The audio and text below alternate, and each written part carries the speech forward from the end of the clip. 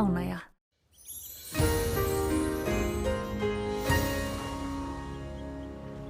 Já, komið sæl. Hún bæði djúp og öflug þessi lægð sem hérna fyrir sunnan land og hefur valdið þessari hvössu austanátt á landinu og hún kemur til með að viðhalda henni og ekki nú með það heldur mun önnur lægð koma inn í hana á fimmtudaginn og með nýju úrkomubelti og áframhaldandi hvassri austan og suðaustanátt og það í raun og veru gert ráð fyrir því að þetta svona veðurlega verði hjá okkur alveg fram að næstu helgi. En ef við lítum á hitasviðið að þá nú kalt loft sem að streymi nú hérna út á Atlantshafið en þessar lægðir að þær koma með milt loft til okkar og sem veldur því að hitastigið hjá okkur verður svona yfir frostmarkinu og úrkoman sem að fellur verður þá væntanlega á formi rigningar allavega á láglendi en það gæti nú snjóað eitthvað til fjalla. En við skulum skoða skýjahulluspána fyrir morgundaginn. Spánarinn að gera ráð fyrir því að það verði gat hérna í skýjahulunni yfir suðvesturlandinu og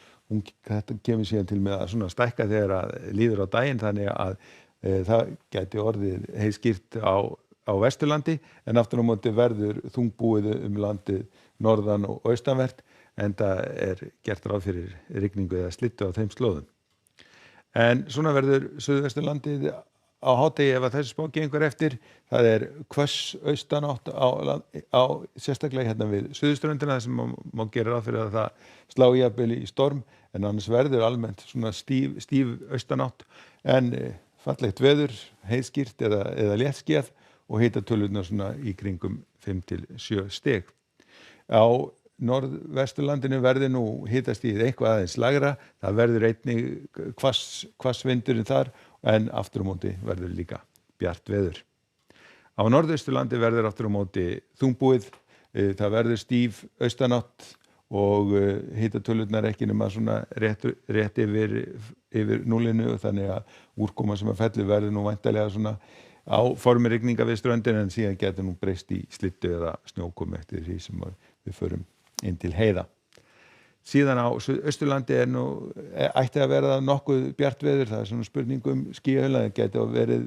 þungbúið hérna austan til en í Öræfum gæti orðið bjart veðri en þar verður líka ansi hvasst og vindur svona í kringum stormstyrkin.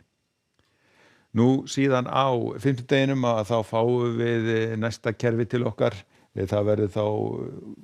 hvöss suðaustanátt hjá okkur og gæti alveg slegið í storm einhvers staðar og það verður líka talsverð úrkoma á landinu en eins og við sjáum að þá hitatölurnar svona þokkalega háar miðað við árstíma sem þýðir það að þessi úrkoma hún verður í formi rigningar. Nú á föstudeginum að þá verður nú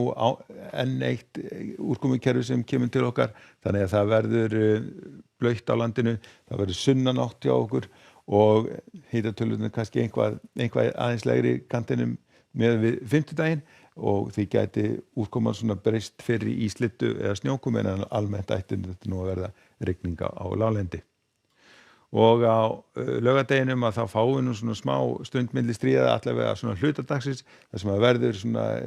sunnanátt í svona hægari kantinum og ekkert mikil úrkoma en aftur á móti síðan gert ráð fyrir enn einu kerfinu sem að kemur til okkar væntanlega á